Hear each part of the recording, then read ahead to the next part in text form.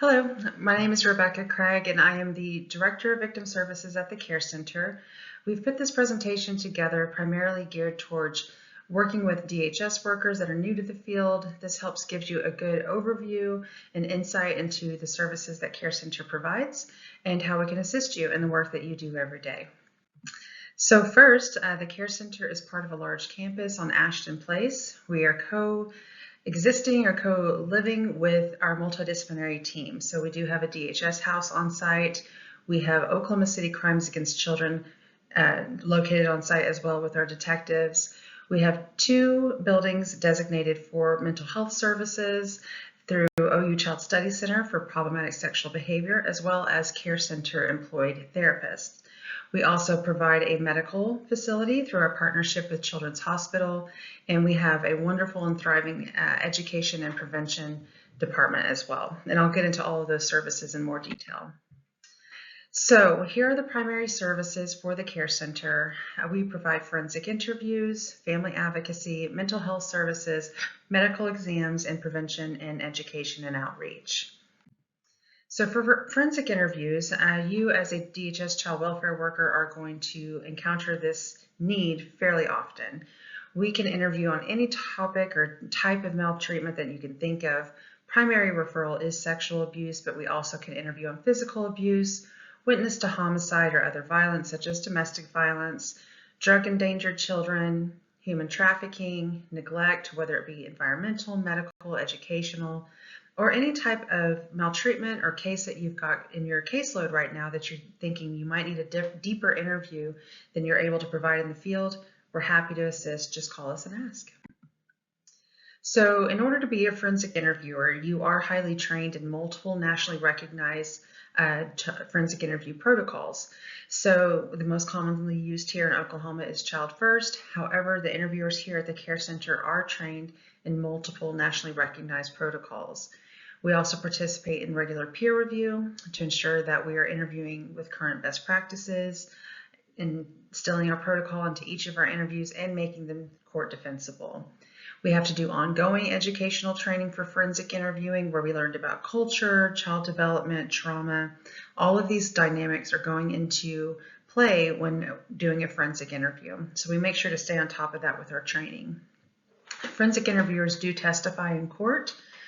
We are called to testify to the content of our interview, to verify that we followed protocol when speaking with the child. We can interview in any language. We do have 2 bilingual forensic interviewers on staff right now, as well as a bilingual family advocate to assist with any of your Spanish-speaking families. However, we do have partnerships with other agencies to assist us in working with children and families of any language. We do sign language, Farsi, Vietnamese. Any of those needs rise, call us and ask, and we can help coordinate that with you.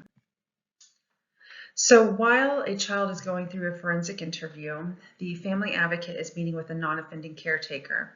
And that's a particular note that I want to make clear to workers, law enforcement, anyone that you consider a suspect or a person that is responsible for the alleged abuse. They're not allowed on our property, on our site. That's not only our rule, but it's a rule by our accrediting agency that we have to adhere to.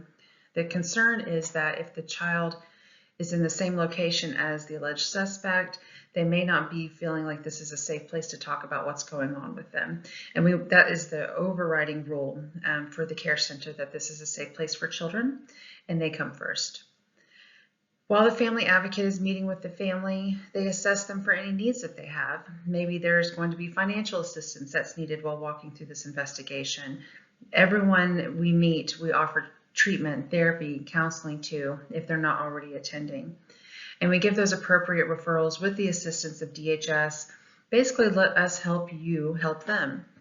We understand that you're extremely busy. You have a lot on your caseload and a lot of people to manage on your caseload. And so let us help you doing some of those outside referrals. We're happy to do so. Family advocates can also provide ongoing follow-up and support for the life of the case. That's something we're also required to do by our accrediting agency, which is the National Children's Alliance. They work with the family until the investigation is closed or a jury trial, whichever happens. We make sure to let caretakers know that our services never expire.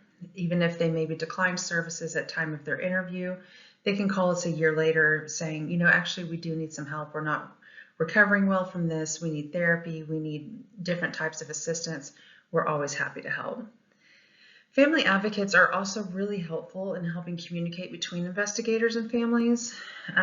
Because we are not law enforcement or DHS, sometimes we can be seen as less of a threat, less of an authority figure, so people are more willing to share information with us or communicate with us.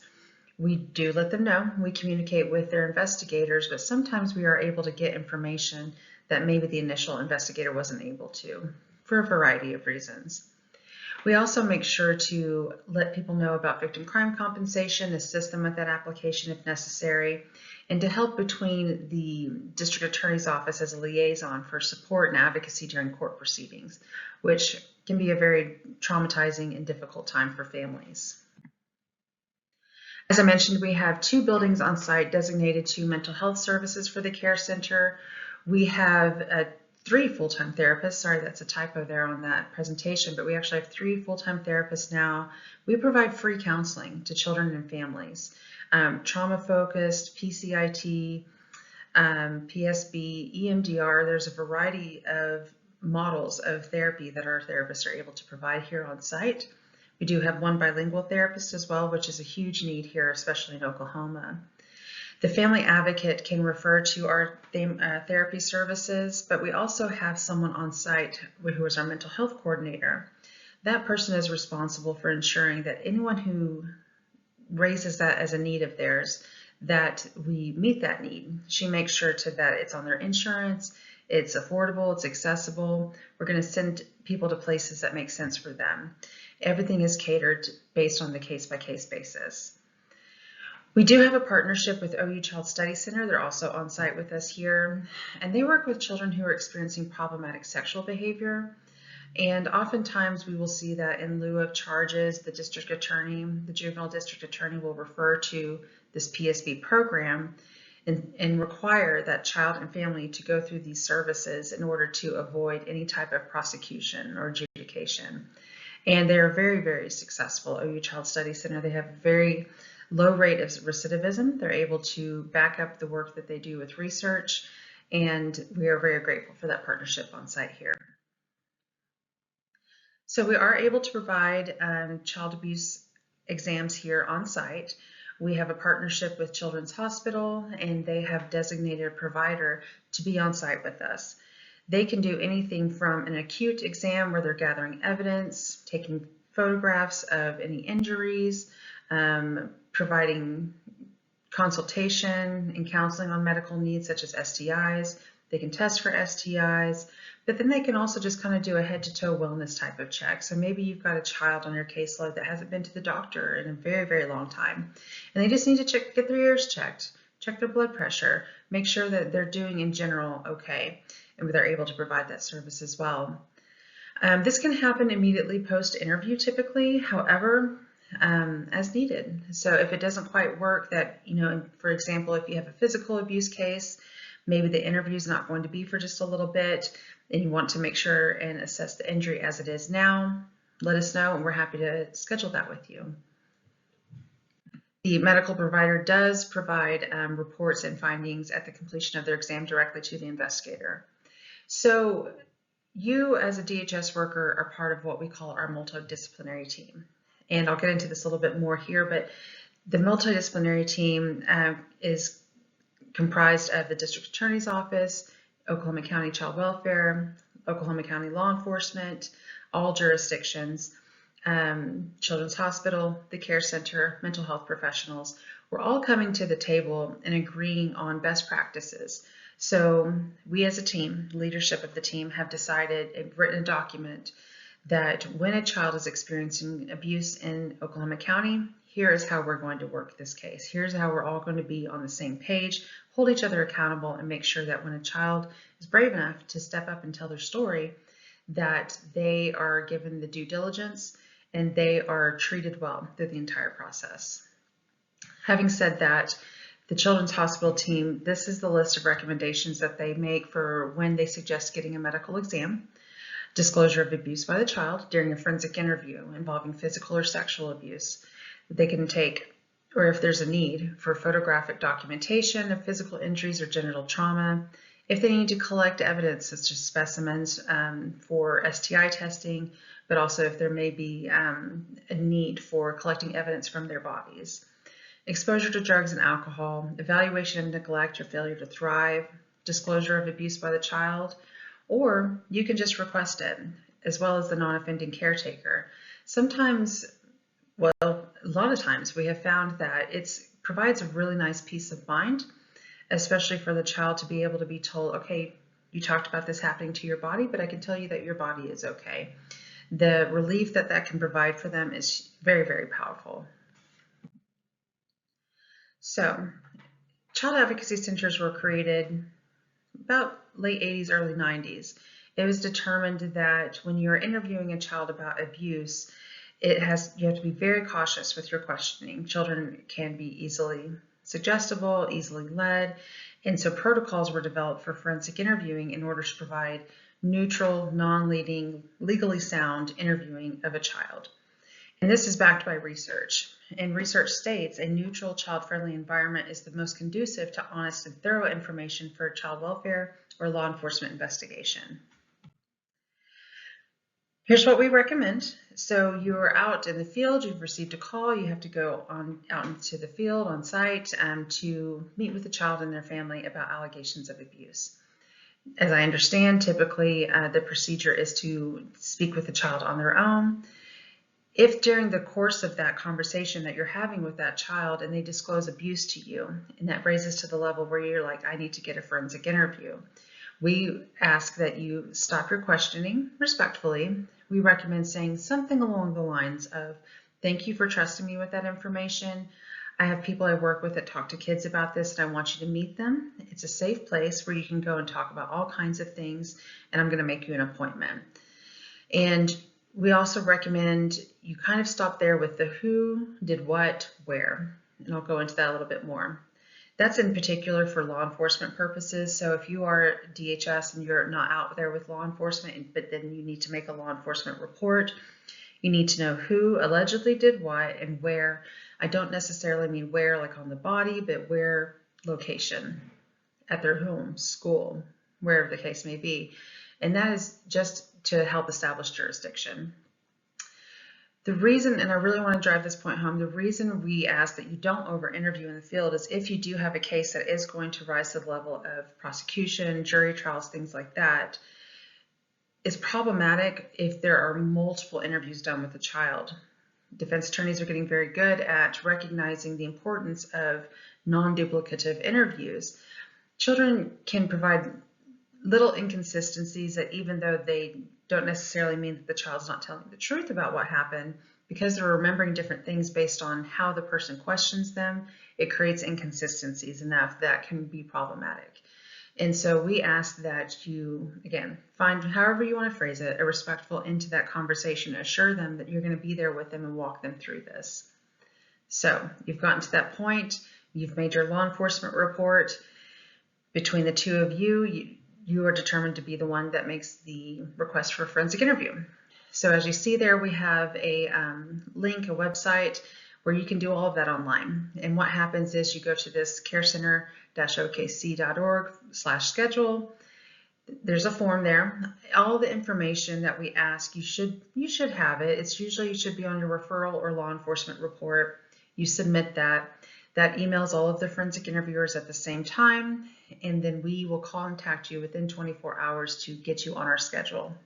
Now, our schedule can get a little backed up. We're a little nonprofit child advocacy center. We do the best that we can, and we have just a small staff. So, but if you are not able to wait and we give you the next appointment day and time, you're like, actually, I'm on a time crunch for this reason, just talk it out with us. We're always able to get a little bit creative with the schedule and see what we can do to make it work.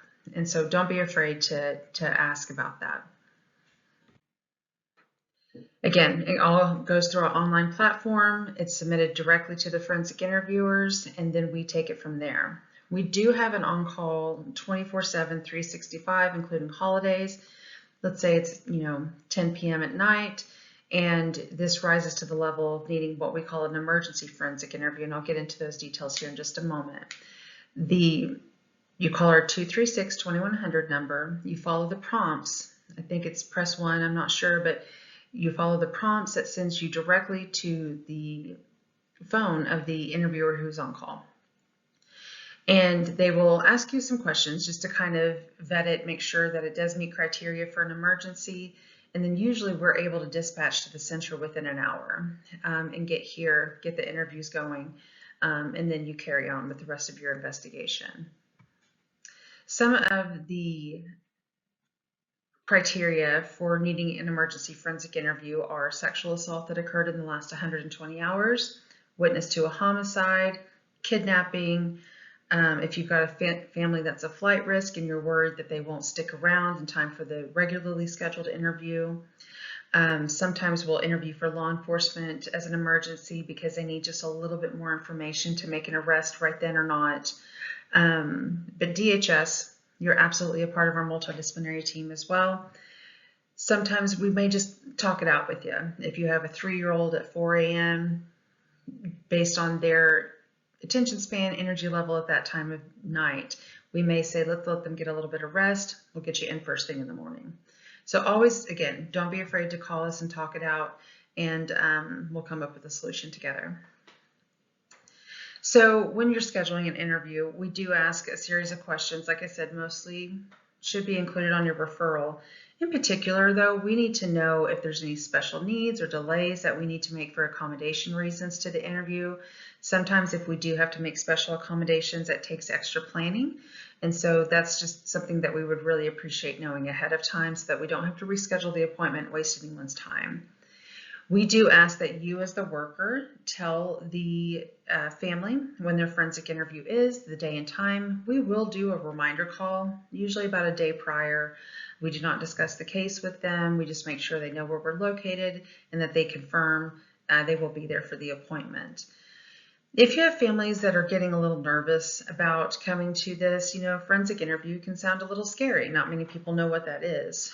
And so if you get people that have a lot of questions, a lot of concerns, I recommend directing them to our website, carecenter-okc.org. We have an FAQ section, answers probably all of the questions that they have. There's also videos on there of children that have gone through the experience of working with the CARE Center, and hopefully that will help ease some minds. If you have families with transportation issues, we can provide transportation. We're happy to do that. We'll send a lift to the family, but we need to also know that ahead of time. Again, we don't allow anyone you consider a safety threat or alleged perpetrator to attend the interview or be on property. Again, this is a safe place, and we don't want the child to feel like they can't talk here. That defeats the purpose, right? You're hoping to get facts and information about the allegation, and there will be little motivation for the child to feel like they can talk about that if the person's sitting just right down the hall. So once you're scheduled, we do ask that you arrive about 15 minutes early. We will meet with you, law enforcement if they're involved, medical personnel if requested, the family advocate and the forensic interviewer will all be in attendance at the pre-staffing. And that's where we hear from you. Here's what you've done on the case so far. Here's any concerns that you have. Here's what you're needing to learn from the interview, and just kind of come up with a little bit of a game plan. Once the staffing is complete, the interviewer will start the recording. Family advocate greets the family, has their session with them, and then the interview is started.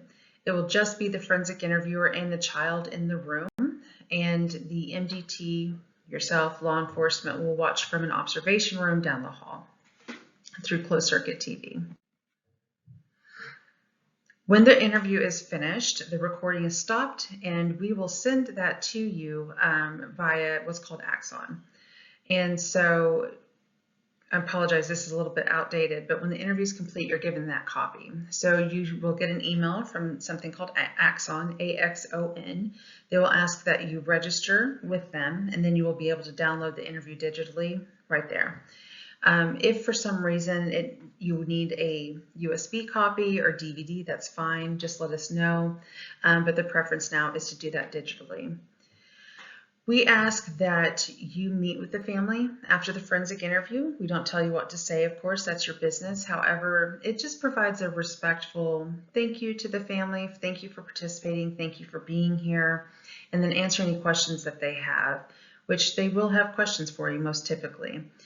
We do kind of let the family know during the family advocate session that you may not be able to answer everything right then, because a lot of times you use the forensic interview as one of your first steps. But again, it just provides a nice, respectful, face-to-face meeting with the family. As I mentioned, you are part now of the CARE Center's multidisciplinary team. All of these places listed are your team now. So don't feel like you're alone when you're working a child abuse case. Don't feel like you don't have team backup. You do. We're all here for the same reason. We all care about kids, and we all want to make sure that even though something very difficult happened in their life, they're able to move forward into the path of healing. And so rely on your team. We're here for you. The multidisciplinary team is a state statute. It is required by law, and it's developed as a national standard for child welfare investigations. So DHS funds multidisciplinary teams for coordinated investigations of child welfare. It also satisfies the DA's office responsibility for a task force for child abuse professionals. Oklahoma County DA's office has designated the CARE Center as where people are to go for forensic interviews of children, which are also required by law. And it just meets standards and best practice. You know, I'm not a DHS worker, I'm not law enforcement, but I do rely on their expertise for all of us to come together with our different roles, again, to walk this child through their experience. So case review is very important. That is a great time for our team to be able to have just a nice checks and balances with each other. So you came for a forensic interview, the child did disclose during their interview. About 60 days later, you'll get an email from me, Rebecca, and I will ask that you attend case review, and I'll list the case on there that you're expected to discuss. The reason it's about 60 days is we try to just give it a little bit of time for the investigation to unfold, but that's when the MDT literally comes to the table. We've got the DHS workers, law enforcement, DA's office, medical, mental health, etc., child advocacy staff. And we're all there saying, here's what the child disclosed, here's what the allegations were, here's the work that I've done on this case, here's the findings that I have. DA's office can make recommendations, file charges, things like that. But again, it's a good checks and balances to make sure that if a child chooses to disclose, that they are given the due diligence that they deserve and that they were given a proper investigation. So you'll get that email from me. I'll notate the time, location of the meeting in the case you need to discuss, and we appreciate that you participate in that. So DHS, it's very important that you work with law enforcement. My recommendation is that law enforcement reports should always be made. It's not just a DHS concern, it can be a law enforcement concern as well. And what I've seen and the feedback I've received from law enforcement is that they get very frustrated if DHS workers don't make reports to them in a timely fashion. That backtracks their case, that makes them behind in their work, and they're playing catch up. And it's all very important once it comes down to jury trial that the case kicked off correctly. So in the event you don't make a report in a timely fashion or one at all, you would be expected to answer to that. Law enforcement also prefers that if you're going to meet with the suspect, you don't do that without them. Law enforcement has kind of elements of surprise that they want to have. Your interviews are typically not recorded. Theirs are. They have to go backtrack and ask the same questions of the suspect or the child. And so they ask that you work collaboratively with them. So the CARE Center DHS unit can directly make a child abuse report to the Crimes Against Children unit located on our site here on the CARE Center campus. Law enforcement asks all other personnel are to call 911. If there's a child in immediate danger, of course you need to say so and they will assist you immediately. However, if not, it is possible they will take your information and you will receive a call back. There is joint protocol, of course, joint response protocols. Please speak with your supervisor about current procedures for that. So as I mentioned, Crimes Against Children Unit for Oklahoma City is on site here. Their office number is listed here, the 405-297-1124. After you've made your report, you can call that office, see if anyone's assigned, and they should be able to discuss that with you within a couple of days. Now, the Crimes Against Children Unit for Oklahoma City, they handle cases for 12 years old and younger. If you have a 13 to 17-year-old, you will be working with Oklahoma City Sex Crimes Unit, and their number is also listed here. It's a common misunderstanding that CARE Center does not interview teenagers. That is not the case. We have always interviewed teenagers. However, now it is also required by law that anyone 16 and younger is required to get a forensic interview when there's an open investigation. The Domestic Violence Unit for Oklahoma City is working in the Family Justice Center, or Palomar. Their number listed here, 297-1125. Same thing, once you make your report, you can call that office number and they should be able to assist you within a day or two about whether or not someone has been assigned so that you can work collaboratively. Backtracking a little bit, as I mentioned, I always recommend just doing a law enforcement report just to make sure that you've covered all of your bases. It is of course up to them if they assign or not, but you at least did your part. And that's what we recommend, and that's what law enforcement would really appreciate. Law enforcement also does prefer to get forensic interviews and not rely on the DHS worker, as does the DA's office. Again, your interviews are not recorded, so therefore you can testify to the content of your interview. However, the forensic interviews have to be shown in trial, and so it's extremely important that forensic interviews are done whenever there's an investigation of child abuse. It's the law, and it's also just very powerful in court to be able, as the forensic interviewer, sit there and say, I did not ask leading questions, I did not put words into their mouth. They showed credibility for the statements that they provided, and I followed a protocol that is nationally recognized and forensically sound for the purposes of court. And so all of us working together collaboratively will be a huge make it or break it for this child, and then being able to move forward in healing and feel like they were listened to. If you have any questions, this is our address, but also our phone number. My email is Rebecca, REBECCA, at carecenter-okc.org. Never hesitate to reach out. We're always happy to answer questions. We're always happy to make sure, in working through these investigations with children, that everything's done well. It's important, and children's lives and families' lives depend and matter on that. So thank you all. I appreciate you, and good luck in your new career as a DHS worker. We're glad that you're here.